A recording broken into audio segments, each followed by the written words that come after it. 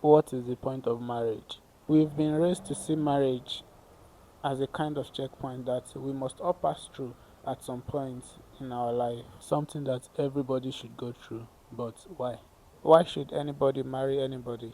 What does this modern marriage offer that can't be gotten outside of marriage? Sex can happen outside of marriage. Children can be born outside of marriage. Physical and emotional pleasure can be experienced outside of marriage. The joy of a relationship between a male and a female can be experienced outside of marriage. What then does this modern marriage have to offer that can justify the risk of me committing all my life to one person who at any time, any moment, in the present or future, can turn around and become dangerous to me?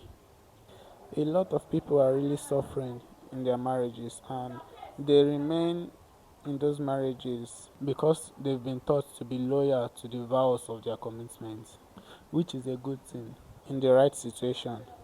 People who before they marry were satisfied with their life, people who if they were not married will still be enjoying their lives right now, but marriage has turned and still turning them to a shadow of themselves. Marriage used to be a happy place where both a husband and his wife are each other's best friend and they care about each other's well-being. In the era where that was what marriage meant, the sensible thing to do was to marry, because marriage gives you your own person, someone that even if the whole world is against you or you are against the whole world, that person will always be with you and for you.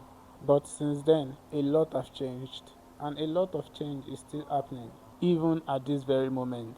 In this modern era, people are raised differently.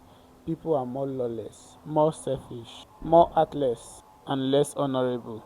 In this modern era, we now have a very unstable breed of humans, and the meaning of marriage now is totally different from the meaning of marriage then. What used to be a living paradise is now a living hell.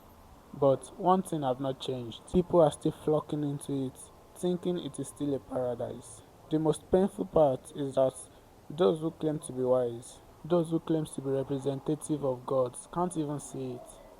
In their ignorance, they kept teaching what does not work anymore. They kept empowering what has been corrupted.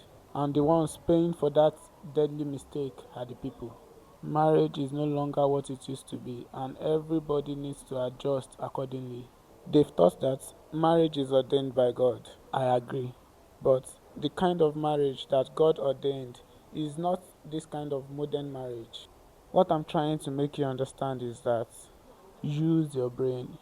You will be the one in the marriage, not God, not the teachers, not your elders, not your family, and definitely not your society. You will be the one to feel the heat or the code of the marriage. So be selfish with your decision. Mr. Man, Mrs. Woman, don't be so stupid to the point of living your life based on the expectations of anybody. Nobody knows what they are doing. We are all doing trial and error, figuring life out by learning, by falling and standing again.